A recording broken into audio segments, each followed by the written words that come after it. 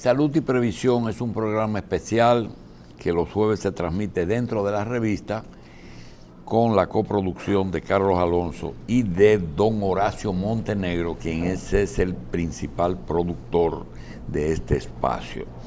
Salud y Previsión, específicamente el nombre lo dice, nosotros tenemos el objetivo de llevar a cabo algo que debió hacerse cuando se creó mediante ley toda la estructura de seguridad social. Inclusive, creo que la ley contiene un porcentaje de gasto para educación y difusión del sistema. Tenemos hoy a una especialista en gerencia de servicios de salud para instituciones de adultos mayores. Se trata de la doctora Raiza Portorreal, quien hoy nos va a hablar de retos de la habilitación y acreditación de centros de salud. Tenemos que agendar temas específicos porque el tema de la seguridad social es muy amplio y si se trata de las ARS es más amplio y si se trata de atención primaria lo mismo. De manera que le damos la bienvenida a la doctora Raiza Portorreal, repitiendo que este programa estará en el aire esta noche. Sale en el aire el día domingo de 11 a 12 de la noche y el día lunes de 10 a 11 de la mañana. Bien, doctora, vamos a comenzar, pero quería, supongo que por su especialidad usted va a hacer una asidua a este programa, de contarle algunas experiencias que aunque la entendemos, no la aceptamos. Nosotros hemos hecho intentos en áreas nodales de República Dominicana, como por ejemplo un programa sobre energía, en que pensábamos que todos los sectores, productores, usuarios, gobiernos, tuvieran una participación para que cada uno plantee los problemas. Pero comenzamos bien y al poco tiempo, cuando se comenzaron, y distribuíamos el tiempo lo suficiente para que cada quien tuviera la oportunidad y que nadie tuviera más tiempo, realmente los generadores se fueron y no pudimos seguir en el programa. En el caso del proyecto de Horacio Montenegro, tratamos de que el público entienda el rol de lo que nos toca, es decir, cuáles son nuestros derechos y cuáles son nuestros deberes. Porque el que tiene más publicidad es el que gana el pleito y a veces no es así. En el caso de las ARS, específicamente con la especialidad suya, sí. Las ARS son amigas, es tu amiga que administra tu plan de salud, pero tiene regulaciones para que ese sistema no se vaya a pique. Así es. Eso se entiende.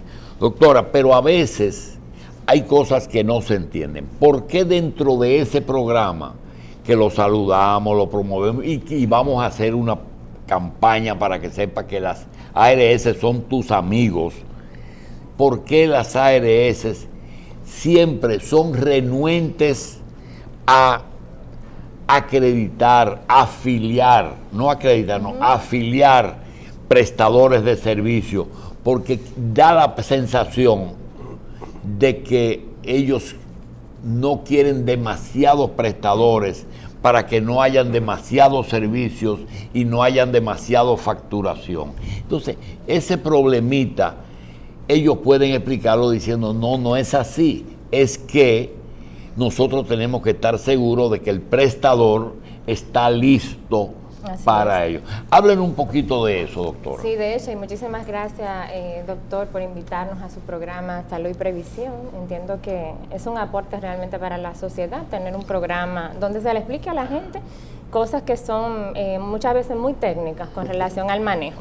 Lo primero es, como usted muy bien acaba de explicar, que una ARS, don Julio, tiene que cumplir con las regulaciones del órgano, evidentemente, que se encarga de velar por el buen cumplimiento de lo que es la ley 8701. En el caso de los centros de salud, médicos independientes y demás, se exige primero que cumplan con la norma de habilitación. La habilitación no es más que el cumplimiento de los estándares mínimos para poder funcionar, y es una normativa de acuerdo a un reglamento, el 1138 del 2003, que lo define el Ministerio de Salud Pública a través precisamente de lo que es la Dirección Nacional de Habilitación y Acreditación, que forma parte de un viceministerio nuevo que se creó hace un tiempo, que es el Viceministerio de Garantía de la Calidad, que hace que un prestador, un centro, ya sea un médico independiente a través de su consultorio, deba de cumplir con esta normativa. Básicamente son criterios mínimos para poder funcionar. Aquí se evalúa 4 cosas importantes: el tema de cumplimiento de manuales de procesos, el tema de manejo hacia el público en sentido general, trato humano, se maneja el tema de la seguridad del paciente, evidentemente, y también el tema de equipamiento e infraestructura física, que es uno de los temas muchas veces que vemos con más debilidades a nivel, ¿verdad?, de nuestro país. Entonces, esos 4 requisitos, que son los mínimos, es lo que se le exige a toda entidad, ya sea persona configurada como, ¿verdad?, persona física o centro como tal, para el ejercicio de lo que es un servicio médico clínico en República Dominicana. De hecho, la habilitación como tal, como dije, es simplemente exigir el cumplimiento de esos 4 criterios mínimos para poder ejercer cualquier servicio de salud, de cara a que tú no pongas el riesgo a la población a la que vas a atender. Mi estimada Raiza, Sí. bienvenida a nuestro Gracias. programa. En días pasados, yo vi atentamente un programa de Alicia Ortega, Sí. donde habla sobre las condiciones de algunos, porque la verdad no son todos, parece que eligieron con mucha pinza lo que quería mostrar, pero está muy bien enfocado Sí. el tema, de los centros de atención primaria, aparentemente de alguna ONG y vinculados a ciertas organizaciones religiosas, que por las imágenes que yo vi, no cumplen con un estándar adecuado para atender a la población, por muy de escasos recursos que sea.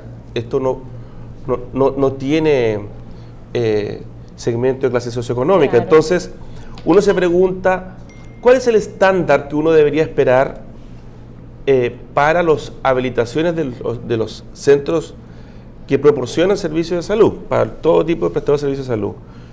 ¿Cuáles son los desafíos que hoy día tenemos nosotros como país para mejorar esta infraestructura? Porque en lo personal, lo que yo vi en ese programa realmente da pena. No entiendo por qué esos centros están funcionando, y ahí uno se hace la gran pregunta: ¿dónde está el control que debe ejercer la autoridad para dejar que estos centros estén funcionando? Sí, de hecho, con el tema de la separación de funciones del Ministerio de Salud Pública, que es un tema que hemos estado dándole seguimiento muy de cerca, tanto a nivel académico, ¿verdad?, en varias entidades de educación superior, pasa lo siguiente. Vamos a recordar que antes el ministerio era juez y parte, por decirlo así, manejaba los centros y manejaba también lo que era el concepto de habilitación de centros. Esa es la parte de regulación en el marco de la rectoría. Cuando se separan esas funciones, de ahí es que viene que la red completa pasa al Servicio Nacional de Salud y el ministerio se queda con lo que le compete: la rectoría, el cumplimiento de que los centros, por lo menos, como dije, estén adecuados en los 4 criterios mínimos para dar el servicio, en lo que compete a la habilitación. Un centro de servicio de salud, indistintamente de que sea de primer nivel, segundo o tercer nivel, tiene que cumplir con una normativa. Esa normativa, como mencioné, está enfocada a esos 4 ejes: infraestructura física, porque hay dimensiones específicas que deben de tener los consultorios, los pasillos para circular el espacio, las salas de espera tienen unas dimensiones específicas, el área, por ejemplo, quirúrgica, en caso de que el centro tenga un área de manejo de urgencias y de emergencia. El segundo criterio tiene que ver con el recurso humano. Tú tienes que velar porque ese recurso humano tenga la formación que dice que tiene, evidentemente, con toda su titularidad en registro. Si viene formado de un país extranjero, debe de tener todo aquí avalado, obviamente, por las entidades de educación superior. Y todo eso es parte de lo que se le exige como cumplimiento mínimo. ¿Qué pasaba antes de la separación de funciones? El ministerio, como tenía la red y manejaba también la habilitación, en un momento dado, para nadie es un secreto, en el sector salud, se volvió un caos, porque comenzaron a exigirle la habilitación a todos los centros privados, más el mismo ministerio no cumplía con la habilitación de sus propios centros. Ahí se dieron muchas situaciones al inicio, por ejemplo, de impulsarse a lo que es la seguridad social en el 2001. Y eso puso en riesgo, lamentablemente, muchas vidas, ¿verdad?, a nivel de país. Entonces, como mencioné, van dos criterios: infraestructura física, cumplimiento de la calidad de la formación de ese recurso humano, el tema de seguridad de pacientes, de que tú trabajes en base a criterios mínimos, protocolos de atención. Si no tienes el protocolo de atención definido por el Ministerio de Salud Pública, tienes que tener un protocolo que sea avalado por medicina basada en evidencia, indistintamente del país que tú estés utilizando como referente. Está bien, Raiza, pero yo escuchaba hace unos días atrás a nuestro ministro de Salud diciendo que nosotros en los últimos 10 años hemos avanzado en el tema salud y alabando, digamos, el avance que ha tenido el país. Pero, por otro lado, reitero, el programa de Alicia Ortega muestra otra cosa. Sí, claro. Y a inicio de diciembre, por dar un ejemplo, falleció una paciente en un centro de cirugía estética.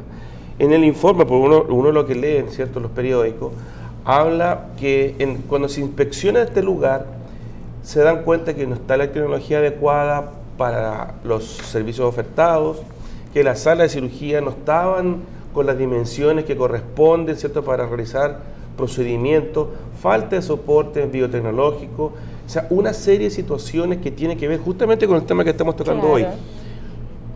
Yo he ido a mirar varias clínicas de renombre en el país, donde uno observa, por ejemplo, que los anchos de pasillos no cumplen con el protocolo. Uno mira preocupado que si el paciente está en la habitación y se descompensa, ¿cómo lo sacan de forma rápida y lo llevan a una sala de cirugía? Son una serie de preguntas que a mí me genera cierta inquietud. Fíjate por qué. Yo te contaba el otro día una experiencia que sucedió en mi país, en Chile, hace muchos años, una maternidad de renombre, donde la clase socioeconómica alta y media alta iban a atenderse allí para la maternidad. Y sucede que fallece la madre y el bebé que venía en camino. Cuando se hace la investigación, se dan cuenta que esta maternidad no tenía unidad de tratamiento ni de cuidado intensivo, que la paciente fallece en el traslado que tratan de hacer en una ambulancia a un hospital que tuviera estas condiciones de alta complejidad. En nuestro país, mirando también informaciones al respecto y siguiendo con la misma línea, nos damos cuenta que hay muchos centros de cirugía de tercer nivel que tampoco cuentan con una unidad de cuidado intensivo. Entonces, un tema está el asunto de la habilitación, quién habilita, cómo se controla, cómo se hace seguimiento para que eso se mantenga, y lo otro, la importancia de la acreditación, que Julio estaba hablando de acreditación recién. Así es. Sí, pero porque la acreditación con respecto al tema de la clínica, se habló mucho de que por qué aquí Salud Pública o el Departamento de Habilitación, cuando hay un caso de mala práctica, cierran el centro, pero no hubo una explicación que nosotros los que estamos en los medios sí lo conocemos, y es que cuando hay un centro que es de un dueño único, Sí. que el médico cirujano plástico es el dueño del centro y es reincidente, pues lo primero es cerrar el centro y pedirle y esperar el juicio para Sí, él. sí. Pero cuando tú tienes un centro de cirujanos plásticos, como es el caso que está frente al Palacio, Sí, sí, o el sí. que está en la Elvira de Mendoza, que es de Guerra Ceja, que hay 10 cirujanos plásticos y en otros 19 no cierran el centro. Ahora, cuando hay una persona en la Pedro Enrique Jureña, que es un solo y que hay 2 o 3 incidentes, pues entonces procede. Yo creo, es así. Sí, es así. De hecho, algo que usted comentaba fuera del aire cuando iniciábamos el programa es lo siguiente. 2003, 2007, 2008, aquí se dieron muchas situaciones con el tema de la implementación del cumplimiento de la normativa de habilitación. Muchos médicos llegaban, don Julio, de su formación especializada y subespecializada de otro país, y entendían que aquí no iban a tener que cumplir ni siquiera con requisitos mínimos. Yo llegaba con un nombre hecho, pongo mi centro y comienzo a practicar. Eso pasa, O sea, con los medicamentos. Hay eso gente que pasa, creen que aquí- porque la FDA Exactamente. aprobara un medicamento, Ya. tan pronto entra al país, tiene que ser aceptado. Claro, y no es así. Y aquí hay una ley. Así porque es. está ahí trasiego. Mira, ahora Claro. viene el Tratado de Libre Comercio, que te puede meter un Sí, producto sí. guatemalteco aquí. Sí. Entonces, muchas veces esas cosas se dieron. Hace, recuerdo, unos años, tuvimos al mismo presidente de la Sociedad de Cirugía Plástica, el doctor Díaz Otoniel, y él hablaba de eso, que tú vayas, por ejemplo, a Brasil a hacer un curso, un fellowship, que es como se llama, de 3 meses, para hacer abdominoplastía, no quiere decir que tú eres cirujano especializado en esa técnica. Entonces han pasado muchas cosas. Hay algo interesante del caso que menciona el señor Horacio con ese centro, que ahí hay un tema de mala práctica, evidentemente de manejo de la técnica, lo que hicieron con la paciente, y hay un tema de que el centro efectivamente no cumplía con los criterios mínimos que dice una norma de habilitación. Decía el informe, por ejemplo, que faltaba el lavamano quirúrgico, que ni siquiera tenían material desinfectante, el quirófano que no estaba acondicionado como debe de ser un quirófano, ¿verdad?, para este tipo de intervenciones. Entonces, ahí se dieron una serie de irregularidades que tendríamos, ¿verdad?, que ver bajo qué criterio fue que el centro Doctora se habilitó. Portorreal, Sí. de memoria, yo le voy a decir, porque es que está mucho tiempo en un sitio, a veces hasta dañino es, porque entonces Claro. uno aprende muchas cosas. Sí. Número 1, el cirujano plástico no fue un cirujano en República Dominicana que hizo cirugía plástica de primera intención. Hay un grupo, un porcentaje que yo creo que tengo un 10%, que fue a Brasil, Lo que estamos fue a hablando. Colombia, fue a todos Estados Unidos e hizo cirugía plástica y reconstructiva. Inclusive yo tengo a alguien que es de la mano nada más. Solamente, Bien, claro. ahora, la mayoría de esos profesionales de la medicina eran cirujanos plásticos, eran cirujanos generales. Sí. Yo tengo un amigo que es otorrino Así es. y dice, caramba, pero para yo ganarme 5,000 pesos, yo tengo que ver 20 pacientes en un día o 10 pacientes de a 1,000 pesos, de a 2,000 pesos. Yo voy a hacer ahora un curso de cirugía plástica para borrar las Para poner arrugas de la botox. frente o para arreglar unas orejas, que es otorrino, ¿verdad? Sí, sí. O para arreglarte un problema de aquí del colgajo. Y así hago 3 o 4 cirugías a 30 o 40 mil pesos y resuelven. Ese es uno. El otro es, no se sabe, no se dice que en una sala de operaciones de esas clínicas que tienen un cirujano dueño, a veces tú tienes 2 muchachas extranjeras de Croacia o de Así por es. allá, que son las que hacen liposucción y entonces él va de una sala a otra. No se dice. Así es. No se dice que muchas personas no quieren ser identificadas y vienen con papeles falsos a donde los médicos y los engañan. Yo estoy bien, mire, este es mi análisis. Y ¿no? vienen con el paquete, incluso, Entonces, don Julio, porque exacto. le arman el Pero aquí hay una paquete periodista desde la agencia de que vino viajes, con un sí. nombre falso de Sí, Puerto sí. Rico. Doctora, son demasiados elementos. Mira, el doctor Severo Mercedes es cirujano plástico, pero tiene 400 casos de mala práctica porque él es abogado también. Sí. Él tuvo que ve. hacerse abogado. Hay un Para bufete. poder defender Hay su un caso. Pero déjeme yo no meternos en camisa de once. Doctora, ¿qué diferencia hay entre habilitación, Ajá. acreditación y afiliación? Vamos por partes. Ya dijimos que la habilitación es el cumplimiento de los requisitos mínimos para usted ejercer cualquier servicio aquí. ¿Quién expide esa? ¿Quién? El Ministerio de Salud Pública. Tiene un departamento sí, de habilitación. Para eso. ¿Okay? De hecho, es una dirección de habilitación y acreditación que forma parte del Viceministerio de Garantía de la Calidad. Eso es obligatorio. Usted no puede venir de un país aquí a poner un servicio sin que usted le hagan su inspección. Le pueden dar una habilitación provisional que puede durar 6 meses hasta que usted cumple con esos 4 criterios que dijimos. Infraestructura, velar porque el recurso humano tenga la formación que dice usted que tiene, el tema de seguridad de pacientes. Eso es habilitación. Eso es habilitación. ¿Qué es acreditación? Entonces, la acreditación es un proceso voluntario, esa es la diferencia. Yo me acredito si yo quiero. ¿A dónde? En normas de calidad, ahí vamos. Ahí usted tiene la norma ISO, por ejemplo, 9001. Me puedo acreditar en Joint Commission. Son los laboratorios a veces, ¿verdad? Ajá, sí. Porque hay una Eso norma de habilitación para cada uno de los servicios. Pero no te lo exigen para ejercer. No lo exigen para ejercer, es un proceso voluntario. ¿Qué quiere decir? Que yo doy fe y testimonio de que mi centro cumple con los estándares ¿Y máximos afiliación de calidad. qué es? Okay. ¿Y afiliación? La acreditación es estándares altos o los máximos estándares de calidad.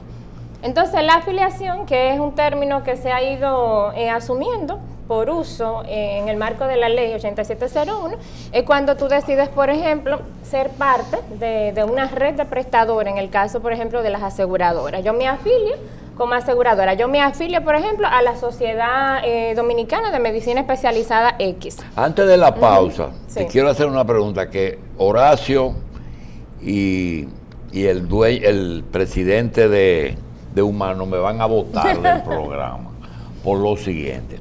Entonces, después que yo voy a la Universidad Autónoma de Santo Domingo y me paso 6 años estudiando y termino con que en una graduación el 28 de octubre me entregan gloriosamente un título de doctor en medicina. Después de cantar su himno. Toda esa cosa. Doctora, de ahí yo voy a la educación superior y quiero hacer una pasantía. Entonces, búsquelo. Entonces uno va a zanquear a salud pública para que te ubique en un sitio que no sea en Pedernales, porque en Pedernales usted solo no va a tener un profesor o un tutor que te ayude a resolver los problemas en los primeros años de ejercicio. Entonces, yo quiero un asunto aquí en la capital, en el Moscoso, en el Darío, donde hayan profesores, donde todavía hay una continuidad. Entonces, lo consigues, se pasas un año de pasantía y al año gloriosamente te entregan el exequatur que tiene derecho a ejercer en el territorio dominicano la profesión de doctor en medicina. Si eres extranjero, entonces haces una reválida. Así es. Y después de eso te lo otorgan también. Si eres residente y si tienes tu proceso migratorio, porque no le puedes quitar el trabajo a los dominicanos. Así es, don Bien, pero entonces después viene del exequatur y te dice, bueno, ya yo tengo derecho, pero yo tengo que ser especialista. Entonces va y te inscribe en una de esas residencias de oftalmología, de endocrinología, de ortopedia. Te pasas 2 años trabajando bajo la supervisión de un hospital y una universidad, y al culminar el proceso ya tú eres felizmente un doctor en medicina con exequatur y con pasantía y con tu especialidad. Ahora, yo quiero poner un consultorio que atienda todos los dominicanos. No, porque ya en República Dominicana el 70% de los dominicanos que trabajan están bajo un sistema de seguridad social. Así es. Y tengo que ir a que me afilien. Así es. Yo quiero pedir, no, yo no quiero más. Yo no necesito más gente. Pero mira, ¿y qué voy a hacer yo? Entonces el que te dé el título de la ARS. No, don Julio, porque ¿qué es lo que pasa? Oh, pero si yo no puedo ejercer. Porque es que tampoco es, no, es que usted lo sabe muy bien, don Julio, en un país organizado, como pasa en esos países, Dinamarca, Gran Bretaña, tú formas el recurso humano que el país necesita. Sí. Entonces, por ejemplo, ya nosotros en este país no necesitamos más ginecólogos. Bueno, pero que lo digan antes de yo estudiar. Totalmente de acuerdo. Entonces, el tú le estás dando razón a la ARS. No, le estoy diciendo cómo es que van las cosas. Entonces, una ARS tiene totalmente el derecho de decidir la cantidad de profesionales de la salud por especialidad que tiene en su red. Lo que ellos necesitan para cubrir a sus afiliados. Lo que se necesita para cubrir a sus afiliados. Claro, sí, señor. Entonces, ahí es que está el asunto. Finalmente, un tema, oferta y demanda. De oferta y demanda. ¿Qué necesitamos aquí? Y no es mejor decir, todo el que llene esto y venga y me solicite, usted está afiliado a esta ARS. Si te llega un paciente, atiéndelo y mándame la cuenta. Ahora tiene que someterte a algo que es que ese médico se ajuste, pero no a la ARS, porque ahí es que yo defiendo al protocolo que cada procedimiento tiene. Tú no le puedes hacer a una persona que diga, caramba, pues yo tengo 2 años pagando mi seguro y yo me quiero hacer una resonancia magnética desde el pelo de aquí hasta el dedo gordo del pie para ver cómo estoy. Eso no se puede. No se puede, eso va a pagar en un solo procedimiento, sin necesidad. Claro. Vas a pagar lo que tú pagues el año entero. No, usted ha dado en el blanco. También el paciente se expone. ¿Qué nosotros estamos viendo de un tiempo para acá? Usted sabe que está de moda aquí la medicina robótica. O sea, muchas veces llega al país un procedimiento, porque ya lo conocemos que se está dando en otros países del mundo, y el mismo paciente es que llega al consultorio médico y le dice a usted que yo quiero que me hagan esto, pero con medicina robótica. Entonces el paciente a veces ni siquiera conoce el riesgo al que se expone. Yo creo que de eso tenemos que ampliarlo. Ahora, yo creo que la palabra previsión sigue siendo importante en el sistema de salud. Previsión y añadirle algo, educación. Mire, cuando usted comenzó a hablar de la robótica, recordé que a veces hay pacientes que van y te reclaman porque lo vieron en el internet, porque lo vieron aquí. Mira, yo quiero una robótica.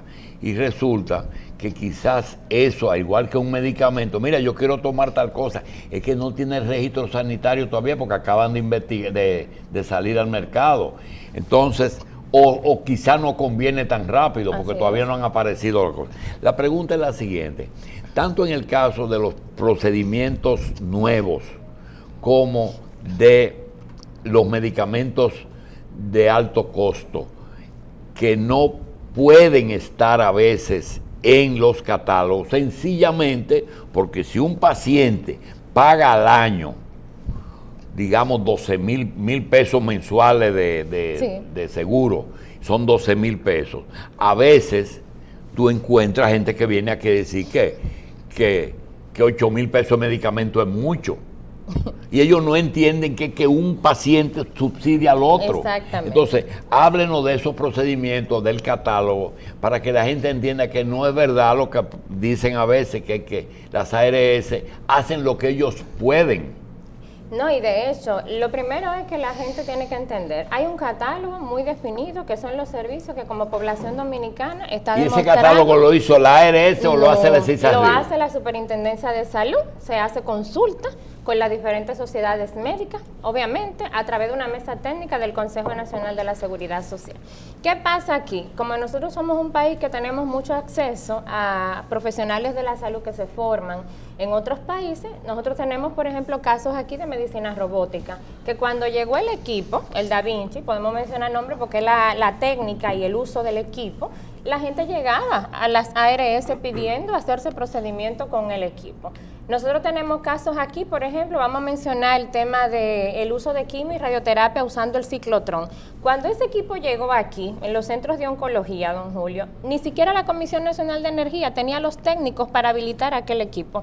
Entonces, hay una serie de medidas que se han tenido que tomar para poder dar respuesta a la población sin poner el riesgo por un tema de bioseguridad. Doctora, pero también existe algo que la gente cuando le dan el tablazo grita, pero cuando te dicen a ti, esa cirugía está en el catálogo en 10 mil pesos, que hay muchos médicos y centros que llegaron a acuerdo de que aceptaran por una apendicectomía. Dice, no, yo quiero que sea el profesor que sé yo cuánto, que ese cobra 25. Bueno, tú le pones 15 tuyo porque los gustos se pagan. Sí, entonces, tú hay 15 mil que se llama copago. Claro, entonces usted ha dado algo en el blanco que en algún momento me imagino que el señor Horacio lo tocará en algún otro programa. Cada procedimiento se define en función del protocolo. Una apendicectomía es igual aquí y en Japón. Se hace un levantamiento de qué es lo que lleva el procedimiento, cuánto cuesta una hora de quirófano, los materiales gastables, y en base a eso se hace una media de cuál es el costo promedio de ese servicio. Ahora, no es lo mismo, don Julio, que el paciente pida verse con usted, con el doctor Julio Jacín, a veces con la doctora Reza Portorreal. Y cuando yo voy a una... Eso genera un estatus. Sí, pero cuando yo voy a a una ARS y digo, yo me quiero afiliar o mi empresa me afilia, yo quiero 2 datos. Número 1, denme catálogo de precios de los procedimientos y deme por favor la lista de médicos que están afiliados y yo me afilio a esa ARS si yo quiero, pero me lo pueden enseñar antes. Le van a dar el catálogo de servicios que está aprobado por la superintendencia, porque ¿qué pasa? Las tarifas, don Julio, es un documento, vamos a decirle, de carácter confidencial, sí, que se establece en el marco de un acuerdo contractual entre la ARS, el centro médico o la ARS y el porque médico. no es la misma tarifa para todo el mundo. No es la misma tarifa, porque aquí hay un tema de regulación de precios. Al principio sí, don Julio, era la misma tarifa.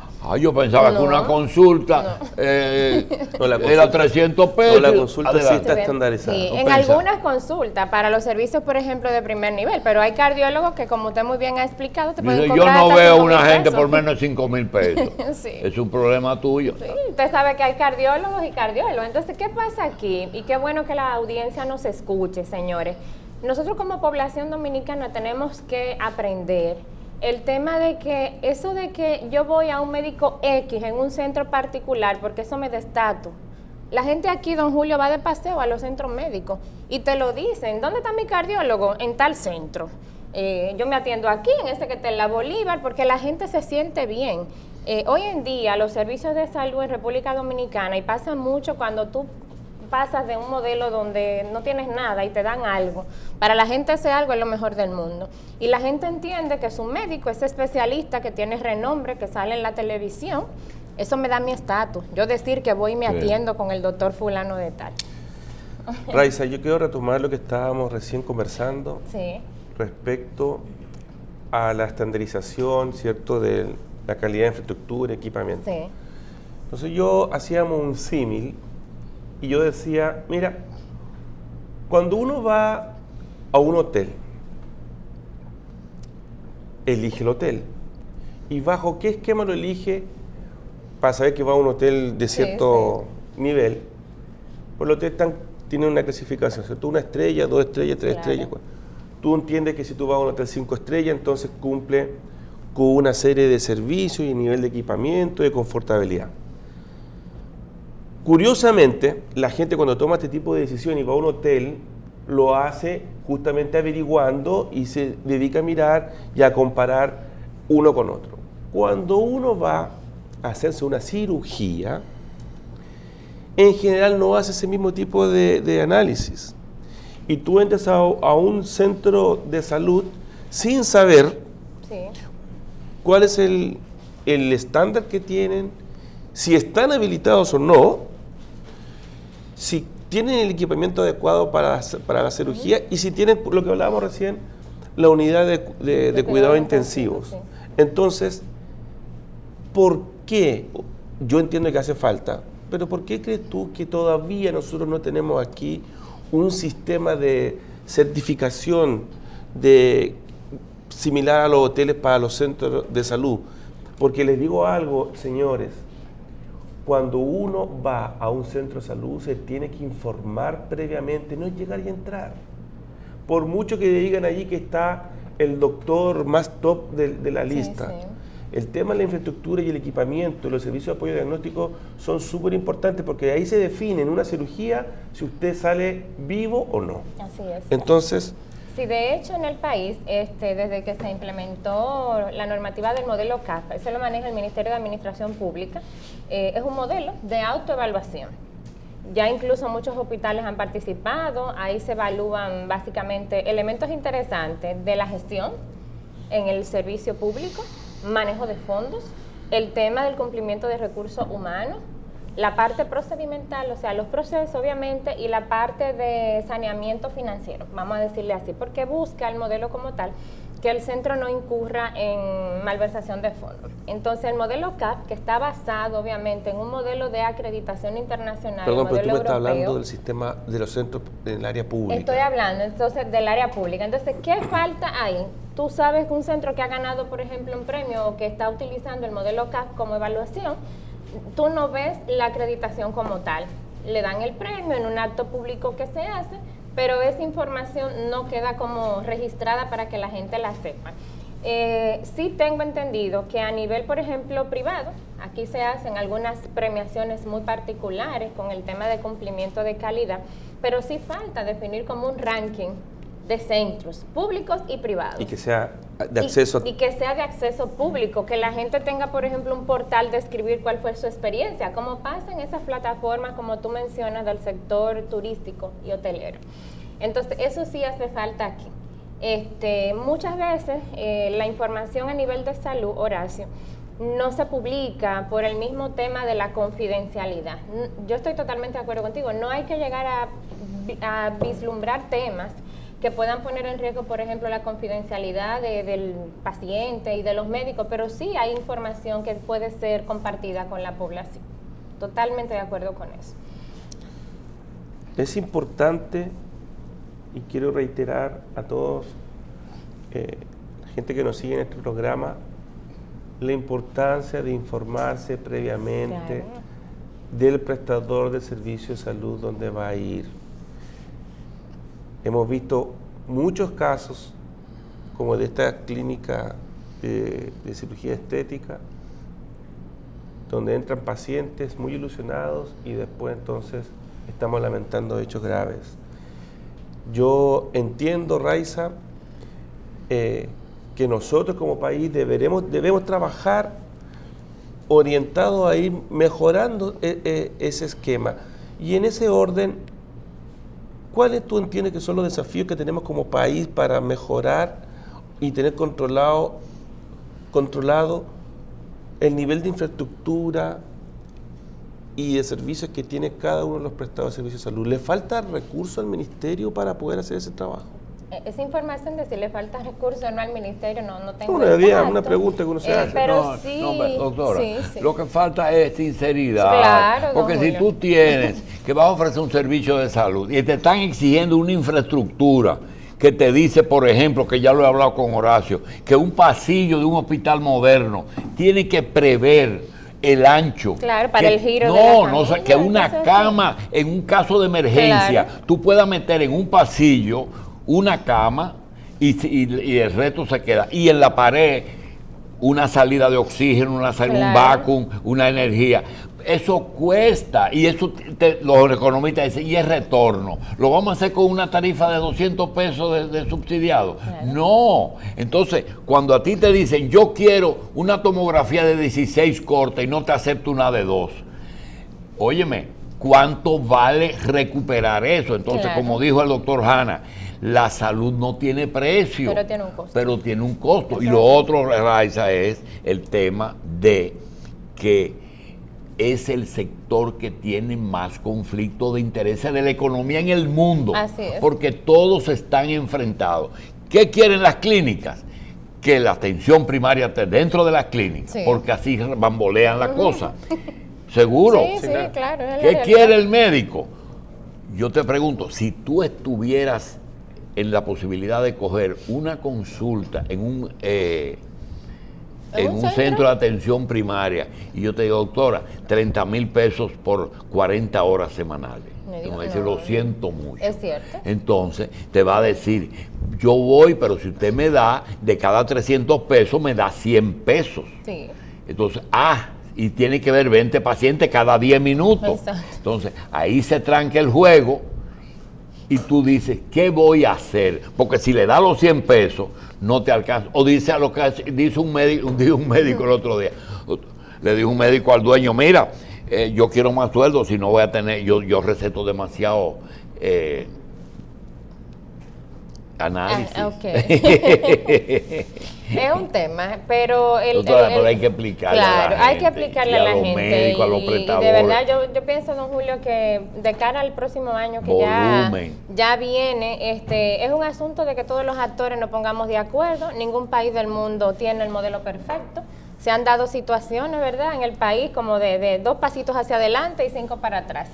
Pero ya es hora. De hecho, el mismo tema de turismo de salud nos pone de cara a ser más responsable con la calidad del servicio que nosotros estamos dando en República el gobierno Dominicana con las ARS privadas. A nivel, usted dice, de servicio, en las ARS que son del sector público, sí compite, don Julio. Compite. Al final, vamos a estar claros de que una ARS te administra el riesgo de salud que tú tienes, no está para darle salud a nadie. De hecho, es una de las críticas positivas que hemos hecho. Cuando el ministerio pasa de ser secretaría, de CESPAS, como asistencia social, que usted lo sabe que lo tenía en la colectiva. Salud y previsión social. Es Ministerio de Salud Pública. O sea, ya aquí no se le da salud a nadie. De hecho, cambia incluso la definición de la OMS ante lo que es salud. Es decir, que quien tiene que dar eso es la ARS. ¿Entiende? Entonces, tú administras el riesgo de salud. Eso es como una cuenta bancaria. Si usted tiene 100 pesos, yo te voy a administrar los 100 pesos que está ahí. Pero no más. Okay, no más de ahí. No en la realidad. Fue lo que pusiste. Exactamente. Es lo que usted tiene depositado ahí en esa cuenta. Y teniendo en cuenta que el banco tiene que vivir. Claro, la banca. Sí, que si ellos pueden quedarse con un peso de esos 100, también lo hacen, prestándolo más para Entonces, adelante. es un modelo donde todo el mundo aporta. El usuario también hay que enseñarle a exigir sus derechos y cumplir sus deberes. Hay un punto. Tú no puedes esperarse de una ARS que sea una sociedad deficitaria, y mucho menos que sea una sociedad filantrópica.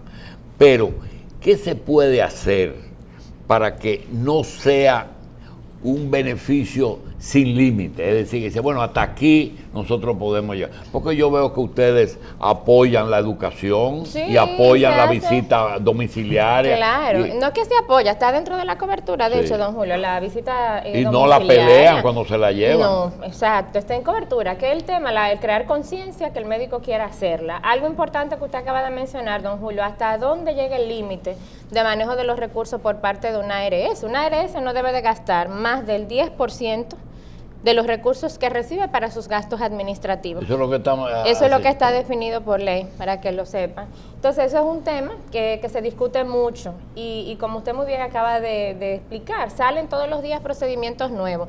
Cuando se viene a terminar aquí en República Dominicana de definir un catálogo, de definir un protocolo de servicio, ya hay 3 procedimientos nuevos que acaban de salir al mercado, que el mismo médico te lo está pidiendo porque lo acaba de ver en el último congreso.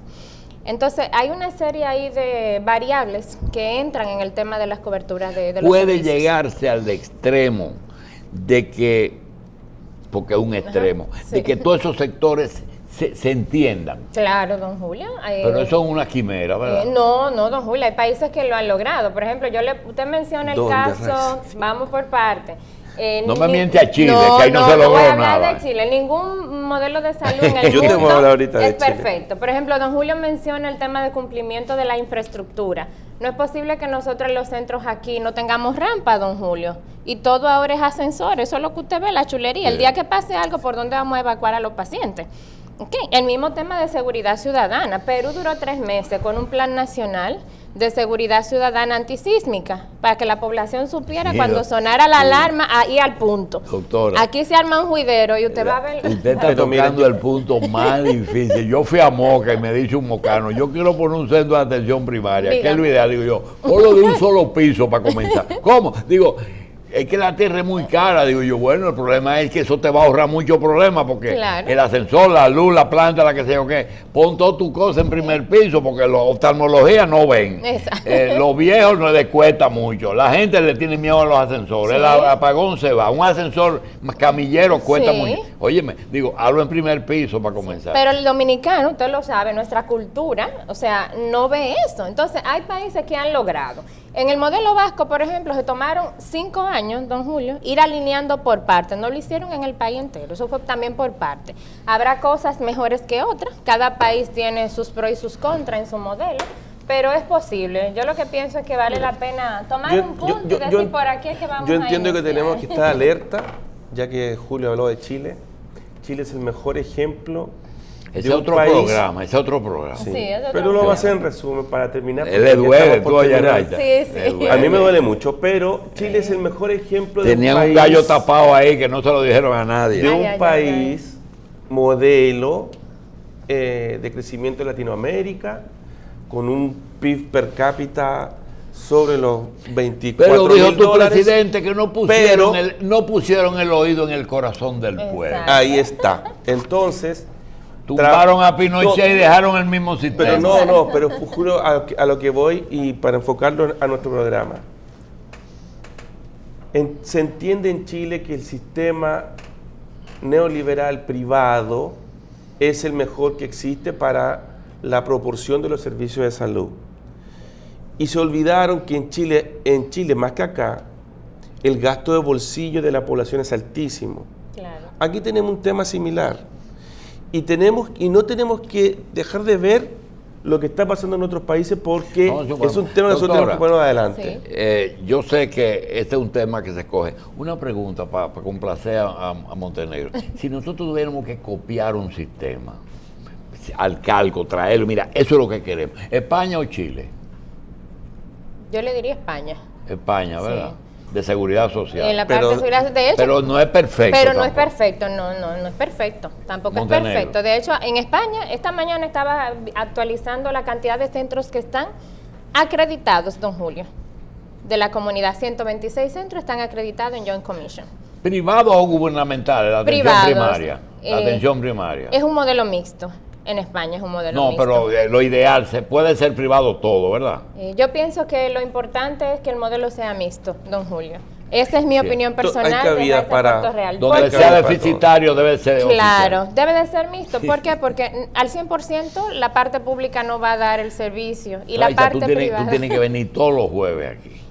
Vamos Estamos a ver a si la orden. conseguimos el permiso y no nos votan a mí. Ay, a ay, él. ay, ay, ay. Porque él no le gusta que yo tranquilo. te pregunte todas esas cosas, porque eso aleja el patrocinio. Sí. Pues Ay, no le gusta que le digan las cosas a la gente. Gracias, doctora. Gracias, Gracias, a ustedes Raiza. por invitarme. Gracias. Repite dónde. Salimos los días domingo de 11 a 12 de la noche y los días lunes nuevamente de 10 a 11 de la mañana en Carevisión.